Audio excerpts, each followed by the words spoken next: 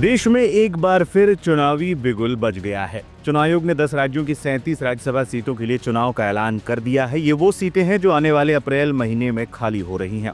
26 फरवरी से नामांकन शुरू होंगे और 16 मार्च को वोटिंग के साथ देर शाम तक नतीजे भी सामने आ जाएंगे।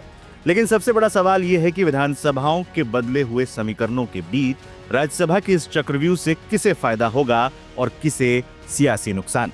इस बार एनसीपी शरद पवार गुट के प्रमुख शरद पवार, कांग्रेस के अभिषेक मनु सिंघवी, शिवसेना यूबीटी की प्रियंका चतुर्वेदी और राज्यसभा के उपसभापति हरिवंश सिंह जैसे दिग्गजों का कार्यकाल खत्म हो रहा है। ऐसे में राज्यसभा का गणित पूरी तरह से बदलने वाला है। मोटे तौर पर समझे तो इन 37 सीटों के नतीजों से बीजेपी के नेतृत्व वाले एनडीए की ताकत राज्यसभा में और बढ़ने वाली है। वहीं विपक्षी गठबंधन इंडिया ब्लॉक खासकर क्षेत्रीय दलों को तगड़ा झटका लग सकता है। हालांकि इस पूरे समीकरण में कांग्रेस की सीटों में मामूली इजाफा देखने को मिल सकता है। आइए अब राज्यवार पूरा चुनावी गणित समझते हैं। सबसे ज्यादा सीटें महाराष्ट्र में हो रही हैं खाली। मौजूदा विधानसभा के आंकड़ों को देखें तो यहां शरद पवार और उद्धव ठाकरे को बड़ा नुकसान होने जा रहा है। 7 में से 6 सीटें एनडीए आसानी से जीत सकती है, जिसमें 4 बीजेपी और एक सीट शिंदे और अजीत पवार गुट के पास जा सकती है। विपक्ष यानी महाविकास अघाड़ी के खाते में सिर्फ 1 सीट जाने की संभावना है।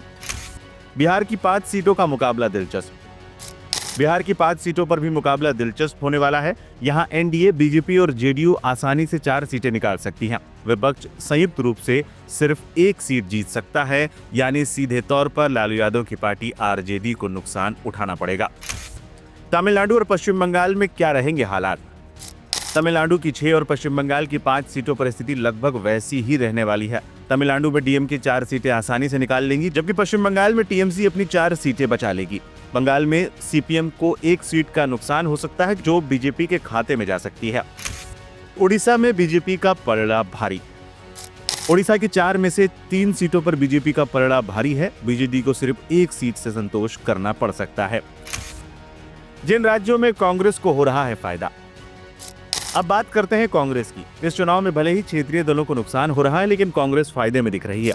आसाम 3 सीटें, बीजेपी 2 जीतेगी, लेकिन 1 सीट कांग्रेस गठबंधन जीत सकता है। तेलंगाना 2 सीटें, यहाँ दोनों सीटें कांग्रेस के खाते में जा सकती है, जिससे बीआरएस को नुकसान होगा। हरियाणा 2 सीटें, दोनों सीटें फिलहाल बीजेपी के पास है, लेकिन बदले समीकरण में 1 बीजेपी और 1 कांग्रेस जीत सकती है।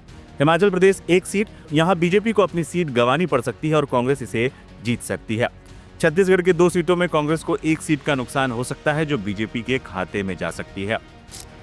कुल मिलाकर बात करें तो इन 37 सीटों में से वर्तमान में एनडीए के पास करीब 15 सीटें हैं, जो बढ़कर 20 के पार जा सकती हैं।